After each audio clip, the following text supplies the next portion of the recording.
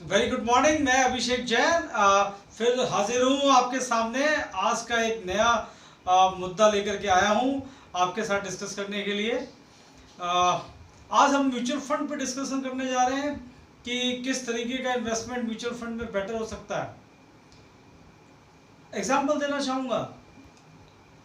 एक व्यक्ति है जिसने 25 साल की उम्र में अगर 10,000 रुपये महीने की एसआईपी शुरू की और उसने 60 साल तक की उम्र तक अपनी एसआईपी करी और वो ये मानता है कि मैं ये लिगेसी में देना चाहूँगा अपने आने वाली पीढ़ियों को, और उसको फिर से इक्विटी में इन्वेस्ट कर देता है। तो करंट मार्केट सिनेरियो को हम देखते हैं, थोड़ा सा डाउन साइड लेके चलते हैं। 12% का ही हम लोग कंपाउंडेड रेट ऑफ इंटरेस्ट जोड़ के चलते हैं।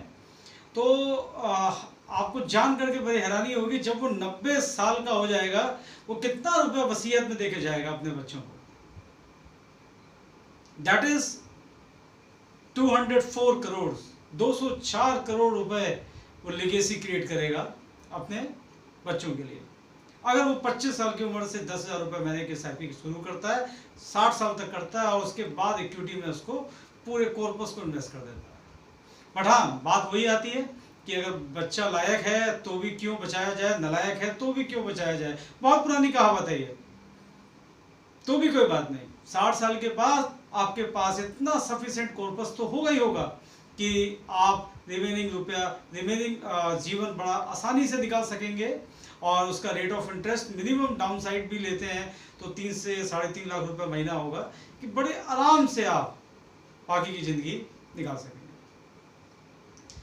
ये तो एक बात होगी जब हम लोग इन्वेस्ट करते हैं और लॉन्ग टर्म हॉरिजॉन होता है। कोई ये होता है कि हमको एक लिगेसी के रूप में जाना है या हमको एक 30 साल बाद 35 साल बाद हमको पैसा चाहिए जिसको हम डाल करके भूल जाते हैं। तब हम लोगों को पता चलता है कि हाँ यार, एक बहुत ही हैंडसम रिटर्न निकल कर आया। बट मान लीजिए अगर 2005 में किसी ने निवेश किया एसआईपी में, 5,000 रुपये महीने की एसआईपी अगर किसी ने शुरू करी 2005 में, आज 2020 में, और उसका लक्ष्य था कि 15 साल बाद उसको अपने बच्चे की पढ़ाई के लिए पैसा चाहिए और 5 साल का उसका बच्चा था। तो आज अगर आप करेंटली जो मार्केट जहाँ पे है वहाँ पे अगर आप देखते कि किसी ने 2005 में 5,000 रुपये महीने का एसआईपी स्टार्ट किया था तो आज उसका रिटर्न जो है वो 18 से 18.5 लाख रुपए करीब उसका पैसा हुआ है।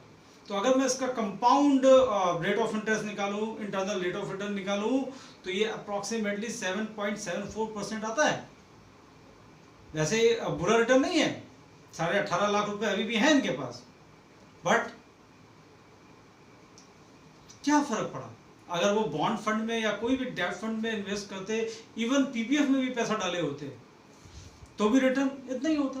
क्योंकि आज अभी गवर्नमेंट ने घटाया है, 7.1% पीपीएफ का रेट है। बट उस समय जब वो स्टार्ट था तो उसका रेट ऑफ इंटरेस्ट कहीं ज्यादा था। तो इसलिए ये इंपॉर्टेंट है, आपको सब समझाते हैं कि आप जल्दी इन्वेस्ट करना शुरू करिए, रेगुलरली इन्वेस्ट करिए, ये सब बिल्कुल ठीक है, अच्छी बात है।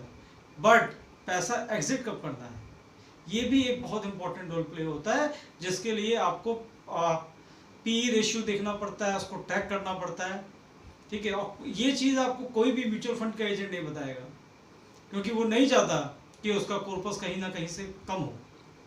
ठीक है, आपको राइट टाइम क्या होता है एग्जिट का, मैं भी इसके आगे अपना डिटेल वीडियो एक दिन बना जाऊंगा, जिसमें मैं आपको पूरा प्राइस टू अर्निंग रेशियो पे मैं पूरा बनाऊंगा कि क्या होता है। बेसिकली शॉर्टकट में आप इतना समझिए कि आपके शेयर्स का वैल्यूएशन ही होता है पी रेशियो। अगर हम जनवरी की बात करें तो ये 29.4% था, आज ये 25 समथिंग में मूव कर रहा है। तो हमको ये समझना ज़रूरी है कि हमको पैसा निकालना भी कब है।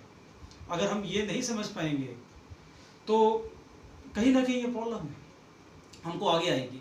तो बच्चों के केस में अगर आप देख रहे हैं, आपको बच्चों के लिए प्लानिंग कर रहे हैं, अगर कर रहे हैं तो ये इंपॉर्टेंट होता है कि आप कुछ प्रोपोर्शन डेट फंड में करिए और कुछ प्रोपोर्शन इक्विटीज़ में जाइए। इक्विटी में लॉन्ग टर्म में आप देखें तो लार्ज कैप फंड आपके एक बेटर ऑप्शन हो सकते हैं। और मल्टी कैप फंड में भी कुछ ऐसे फंड हैं जहां पे आप बच्चों के लिए लगा सकते हैं अगर आपका हॉरिजॉन 15 से 20 सालों का है। बट पूरा पैसा हम इक्विटी एसआईपी में भी निवेश नहीं कर सकते। अगर आप 30 साल के हैं तो आपका मिनिमम डेट प्रोपोर्शन 30 to 40% होता है।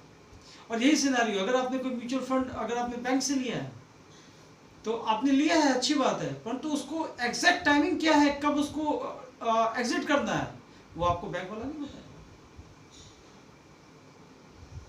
तो इसीलिए मैं कहना चाहूँगा कि पोर्टफोलियो मैनेजमेंट अगर आप देखें तो एक वाइड फिनोमेना है, ठीक है। आपको अगर लगता है कि मेरी कंसल्टेंसी आपको सहायता पहुंचा सकती है तो आपके जो भी डिस्ट्रीब्यूटर हैं जिनके थ्रू आप अपना इन्वेस्टमेंट करते हैं आप कर सकते हैं। बट अगर आपको मेरी एडवाइस चाहिए तो आप मुझे इस नंबर पर कॉल कर सकते हैं और मैं आपको कंसल्टेंसी, केवल यही नहीं कि मैं आपको आपका एक पोर्टफोलियो तैयार करूंगा, बल्कि आपका लाइफ साइकिल जैसे जैसे चेंज होता जाएगा। क्योंकि अगर आप आज 30 साल की उम्र में हैं तो आपका प्रोपोर्शन इक्विटी डेब्ट का परसेंटेज एकदम अलग है। बट आप जब 50 ईयर्स के रेस पे जाएंगे तब आपका प्रोपोर्शन चेंज होगा। ये लाइफ साइकिल के हिसाब से चेंज होता रहता है। तो मैं आपको समय समय पे गाइड करूंगा कि अब आपका प्रोपोर्शन क्या होना चाहिए। धन्यवाद।